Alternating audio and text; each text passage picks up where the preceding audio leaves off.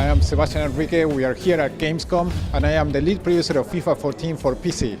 When it comes to the PC, can you talk a little about what's in store for PC gamers? So for PC, we have all the same things that we have for Xbox 360 and for PlayStation 3. So the game is on par to those consoles. So putting outside the exclusive of Legends within Ultimate Team, but we have everything. We have in terms of gameplay, precision movement, protect the ball, real world physics, pure shots, so all the different things that make gameplay like a huge leap forward from what it was in FIFA 13. And outside that, so in terms of game modes, we have co-op season, that is a new online game mode that you can play 2v2. We also have in career mode global transfer network.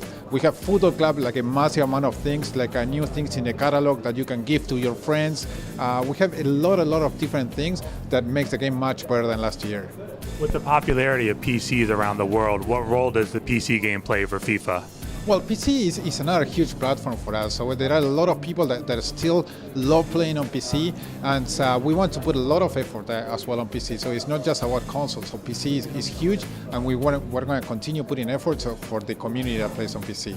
What's it like for you as a developer knowing that the high-end PC gamers can put those levers all the way up to the top and experience this game with all its glory? Well, so for PC, it's a difficult thing in the sense that you have a huge variety. So you have people that have probably low-end PCs or people that have high-end PCs. So it's always a balancing act, finding what is let's say the minimum requirements for a PC. But at this time, like having the game on par with what is PlayStation 3 and Xbox 360, we think that is the right way to go because it's inclusive of all the people that want to play the game on PC. So we see in the future what we do with it, but we keep an eye on what people has in order to support that. Well, so the announcements that we just did at Gamescom were what I mentioned, like co-op seasons. There is a new online game mode, so you have friends online. So you imagine, so you are in Seattle, you want to play with a buddy that is in Vancouver, so you have no time of getting together, so you play online together against two other people, probably somebody, I don't know, in New York and somebody else in Toronto that they are friends. And what you do is you play to qualify seasons and reach Division 1 and reach and win all the titles. So it's a season format, but cooperatively, so you play with friends.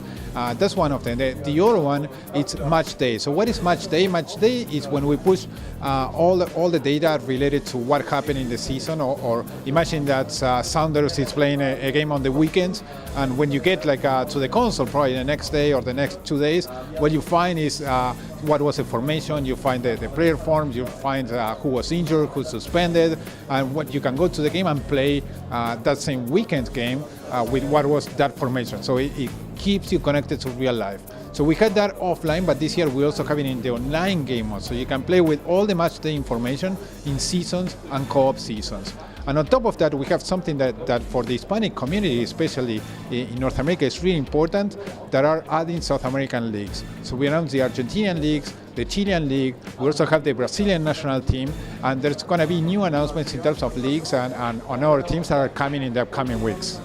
Technology, so it's key. So what we do is try to build the technology that allows us to build features. So one of those that we incorporated this year is what we call step-based locomotion. It was a technology that took us 2 years to build.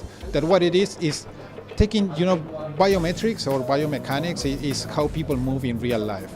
And that's what we're simulating in the game, is how people move in real life is what we put into the game. So when you move the players, when you take the controller and you play in the game, so it feels natural.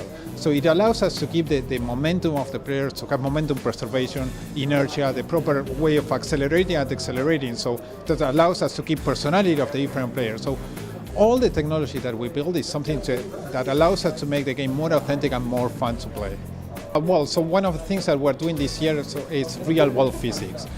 So what happened with the balls in real life is that the manufacturers of the balls, they change the balls. So in what sense they change? Probably the balls become lighter, they change the stitching of the balls, and all these things. So when you play in real life, it really affects the trajectories of the ball. So you shoot a ball and probably, depending on how you shoot it, what part of the foot, so what was the velocity of the ball that was coming, you generate an effect that the ball swerves in the air, or you have like this turbulence effect.